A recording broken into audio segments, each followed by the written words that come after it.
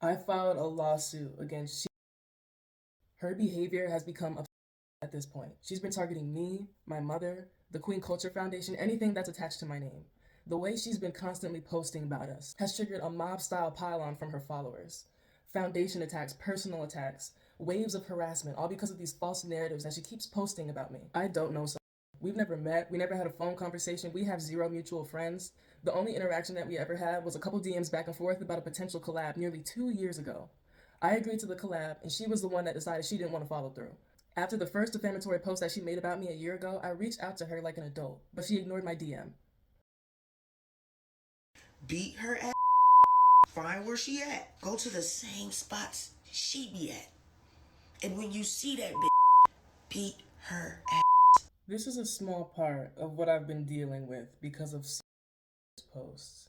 Despite not knowing me, they posted about me over 150 times across all platforms, spreading false narratives about my character, my intention, and my business, falsely claiming that I'm trying to control black hair and gatekeep the natural hair sculpting space. No one, including me or any of the millions of black women on this planet, can be told what to do with their hair.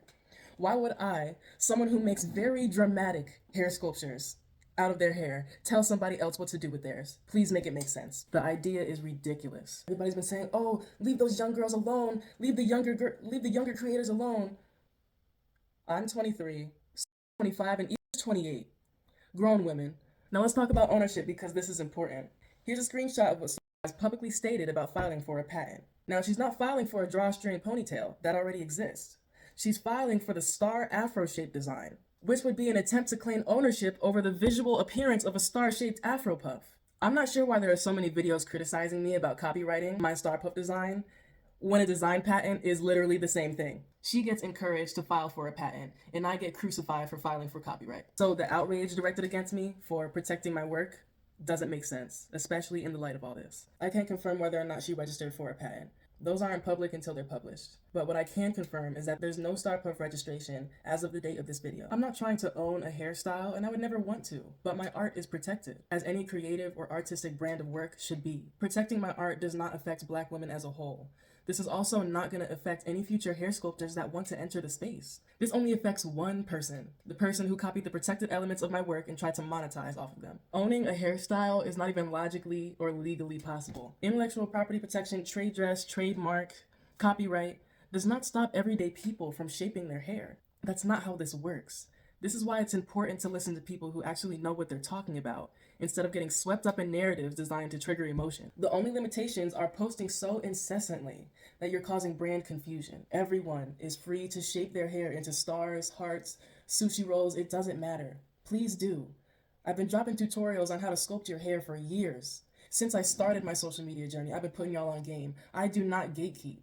This is the kind of imitation that causes brand confusion. For the record, we never asked her to take down any of her original hair sculpts. Only the 250 posts that mimicked my artwork. What's happening right now isn't just about copywriting my work.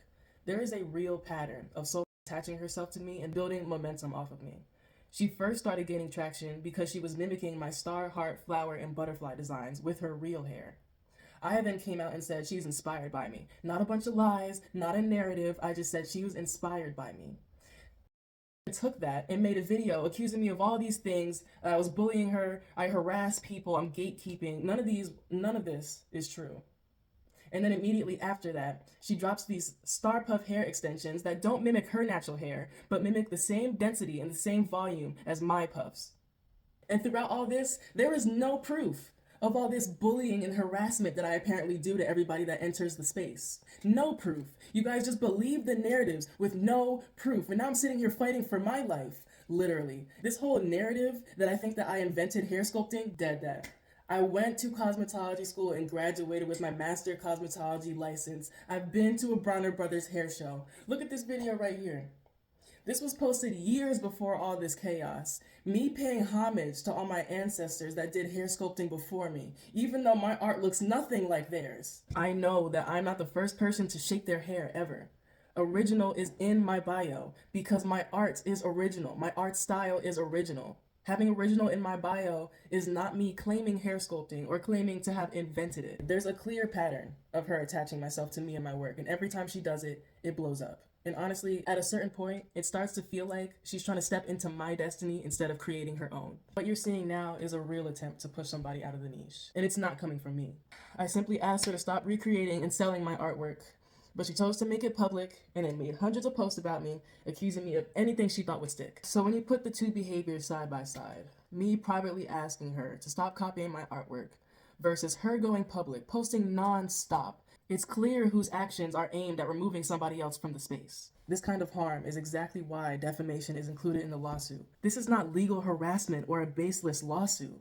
My life, my livelihood, my business has been affected. This is the normal and necessary process of protecting your art. Please, everyone, don't believe for a second that I don't want you to also experience the joy that comes with shaping your beautiful afro hair. A huge part of me is heartbroken that we are even going through this and that it had to be taken this far. She has made her own creative contributions to the hair sculpting niche. I also want to make something very clear from a brand and personal values standpoint. The Star Puff and the entire Sculpted Hair series are deeply rooted in Black cultural expression and my own lived experience. Because of that, I'm not comfortable with my art or anything derived from my work being marketed to a non-Black audience, especially when it risks being treated as a novelty or used in a way that feels dismissive or mocking the culture that it came from. I've seen comments where non-Black people are joking about purchasing these Star Puffs, and this is the exact dynamic that I don't want associated with my art or my brand. This is not what my work represents, and this is not aligned with my mission or values. I made it clear that she's willing to sell these Afro-textured pieces to anyone, and that's her choice. But since the Star Puffs are directly related to me and my brand, I don't support this direction, and I don't want my brand or my work to be associated with practices that don't respect the cultural significance behind it. I keep saying I'm gatekeeping Black hair. What I am gatekeeping is our cultural art, our cultural expression, our magic from people who treat it like a joke, the exact kind of behavior shown in her comment section. Cultural art deserves guardianship and it deserves respect. And if I don't set those boundaries, then the meaning behind it gets lost. We got YouTube videos. Someone was detected at your front door. Oh my God. Oh, those are books? The book has arrived. Oh my God. It's real. But you just happen to have Star Puffs on too. Monetizing was not my first priority. I knew that if I was going to release a product, I wanted it to be meaningful. Now for the real reason that I applied for a trademark and trade dress applications. It's dear to my heart.